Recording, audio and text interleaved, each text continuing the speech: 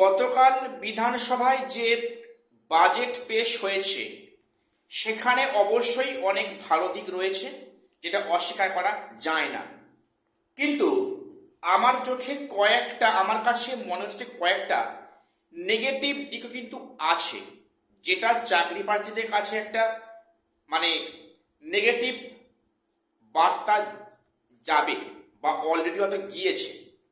কেন বললাম, আমি সে নিয়ে আজকে মেনলি আলোচনা করব। এবং এখানে যেটা মানে খুবই খারাপ বিষয় একটা দেখলাম, যে চলতি নিয়োগ প্রক্রিয়া অর্থাৎ এসএলএসটি 2025 বা SSC group C group D নিয়ে একটা ওয়ার্ডও ব্যয় করা হলো না। এটা কেন হলো আমি সেটা নিয়েও আসবো আজকে আলোচনায়। এবং যেখানে একাধিক জনকল্যাণমুখর কাজ অবশ্যই বাজেটের মধ্যে যুক্ত আছে, এবং পাশাপাশি কিছু নেগেটিভ ইম্প্যাক্টও কিন্তু আছে এই বাজেটে। ভিডিওটা স্কিপ করো না, সবটা দেখো, চ্যানেলটা সাবস্ক্রাইব করে দিও এসএসসি পিএসসি এবং গ্রুপ সি গ্রুপ ডি গুরুত্বপূর্ণ আপডেট পাওয়ার জন্য। ভিডিওটা সবটা দেখো, তারপরে কমেন্টস করো।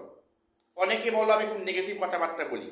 দেখো, আমরা ভাবি এক, কিন্তু বাস্তবটা হয় আরেক। ঠিক আছে, প্রথম আজকে বলি, যেটা গতকাল যে বাজেট পেশ হলো সেখানে 1 লক্ষ সরকারি চাকুরি হবে এই আশ্বাস দেয়া হয়েছে। একটা নিঃসন্দেহে ভালো উদ্যোগ, নিঃসন্দেহে ভালো উদ্যোগ। কিন্তু এই যে 1 লক্ষ শূন্য পদ কবে নিয়োগ করা হবে, আগামী বছরের মধ্যে, এই 2026-এর মধ্যে না 2027-এর মধ্যে, সেই বিষয়ে কিন্তু নির্দিষ্ট করে কিছু মানে এই বার্তা দেওয়া হয়নি। তবে একটা ইঙ্গিত পাচ্ছি, সেটা আমি বলবো, যে 1 লক্ষ শূন্য পদটা কত বছরের মধ্যে নিয়োগ করার আশ্বাস দেয়া হলো অ্যাকচুয়ালি। আচ্ছা, এবং সেখানে বলা হয়েছে 1 লক্ষের মধ্যে 50,000 আছে শুধু শিক্ষক এবং অশিক্ষক কর্মীদের ভ্যাকান্সি, 20,000 আছে পুলিশ ভ্যাকান্সি, এবং অন্যান্য আছে 30,000 ভ্যাকান্সি। এই নিয়ে টোটাল 1 লক্ষ ভ্যাকান্সি। এইবারে এই ভ্যাকান্সিটার নিয়োগ কি 2026-এর মধ্যে হবে? আমার কাছে এটা অসম্ভব যেটা মনে হয়েছে। আমার এটা ভুল হতে পারে, অবশ্যই না বলছি না। তো এবারে বয়সের যে 5 বছরের ছাড় দেওয়া হবে, যেটা সরকার ঘোষণা করেছিল, সেটা আগামী 2 বছরের জন্য দেওয়া হয়েছে। আগামী 2 বছরের জন্য বয়সের ছাড় দেওয়া হয়েছে, তারপরে কিন্তু বয়সের ছাড় দেওয়া হয়নি। এখন এই যে 2 বছরের জন্য বয়সের ছাড় দেওয়া হয়েছে, এখানে একটা সন্দেহ বাজছে, তাহলে কি এই 1 লক্ষ শূন্য পদ কি এই 2 বছরের মধ্যে নিয়োগ হবে? এই প্রশ্নটা আমার মাথায় কিন্তু হিট করেছে, যে তাহলে কি এই 2 বছরের মধ্যে কি এই 1 লক্ষ ভ্যাকান্সি পূরণ করা হবে? এমনটা মনে হয়েছে। দেখো, আমার ভুল হতে পারে, না বলছি না। ঠিক আছে, অবশ্যই তোমরা কমেন্টস করো তোমাদের কি মতামত এইবারে।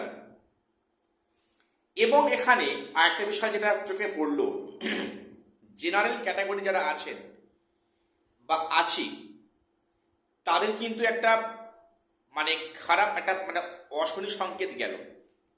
এমনিতেই মানে কিন্তু জেনারেলরা মানে বঞ্চিত হয়ে আসছে। তাদের অপরাধ যে তারা আনরিজার্ভ ক্যাটাগরি, এটা বলতে মানা নেই, আমি নিজেও একটা আনরিজার্ভ ক্যাটাগরি। তো সেখানে তারা কিন্তু আরও সমস্যার মুখে পড়বে। কেন বললাম?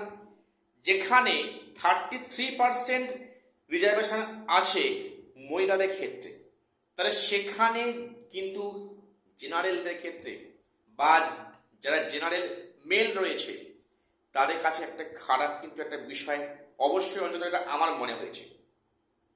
তোমাদের কি মনে হয়েছে অবশ্যই কমেন্টসে লিখবে।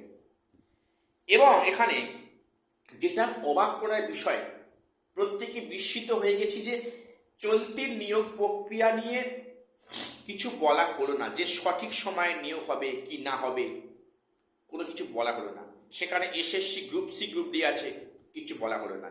এসএলএসটি সেখানে 9 to 12 আছে, সে নিয়ে কিছু বলা হলো না। এখানে অনেকে হতাশার মধ্যে পড়ে যাচ্ছে যে তাহলে চলতি নিয়োগ প্রক্রিয়া কি তাহলে আগাবে না? দেখো, বিষয়টা বলি, এমনটা কিছুই নয়। চলতি নিয়োগ প্রক্রিয়া অবশ্যই তার গতিতে আগাবে। যে প্রক্রিয়া সেই ভোটের আগে মানে থেমে গেছে, স্তব্ধ হয়েছে, ভোট গেছে, ভোটের রেজাল্ট গেছে, সরকার গঠন গেছে, মন্ত্রিত্ব যে যারা পেয়ে গেছেন এবং বাজেট অধিবেশন হয়ে গেল, তারপরেও চলতি নিয়োগ নিয়ে কোনো সরাসরি সে অর্থে দেখা যাচ্ছে না। তবে কিন্তু এটা কোনো নেগেটিভ নয়, এটা পজিটিভ। এটা পজিটিভ কেন বলছি? চলতি নিয়োগ প্রক্রিয়া শুরু হচ্ছে, হবে। তোমরা দেখেছো, আমি ভিডিও বলেছি অলরেডি। গত পরশু একটা মানে বিজ্ঞপ্তি প্রকাশ্যে এসছে, যেটা স্কুল শিক্ষা দপ্তর বিজ্ঞপ্তি দিয়েছিল, যেটা 11/6/26 পাবলিশ হয়েছিল।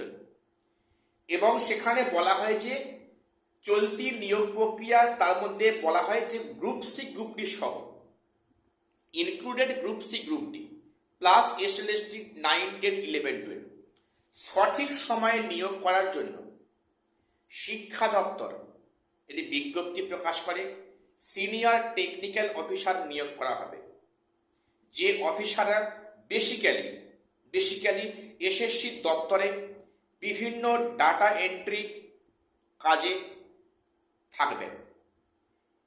তোমরা দেখেছো যে শিক্ষামন্ত্রী গত কয়েকদিন থেকে বললেন যে SSCতে নাকি এমন কিছু আধিকারিক আছেন যাদের নাম 2016 যে নাকি তাদের CBI চার্জশিটে নাম আছে, তাদেরকে সরিয়ে নতুন ওই টেকনিশিয়ান নিয়োগ করা হচ্ছে। একটা পজিটিভ আপডেট। এবং সেই বিজ্ঞপ্তিতে বলা হয়েছে SSC group C group D এবং 9, 10, 11, 12 সর্বস্তরে সঠিক সময়ে নিয়োগ করা হবে, যেমনটি কোর্ট বলেছে। সেটাই সম্ভব আদৌ? আমি এ নিয়ে ভিডিও অলরেডি করেছি যে 11, 12 হয়তো 31 আগস্টের মধ্যে সম্ভব হবে, কিন্তু 9, 10 প্রক্রিয়া সম্ভব নয়। গ্রুপ সি গ্রুপ ডি তো হয়তো হবেই না, সেক্ষেত্রে হয়তো টাইম আবার চেয়ে নেওয়া হবে এবং টাইম দেওয়াও হবে। তো এখানে কিন্তু এই বিষয়টা পরিষ্কার যে এই সরকার কিন্তু চলতি নিয়োগ প্রক্রিয়াটাকেও কন্টিনিউ করবে অবশ্যই।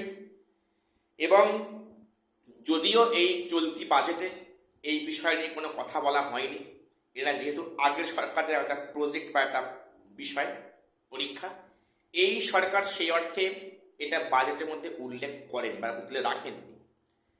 কিন্তু SLST 2025 নিয়োগটা কিন্তু হচ্ছেই, হবেই।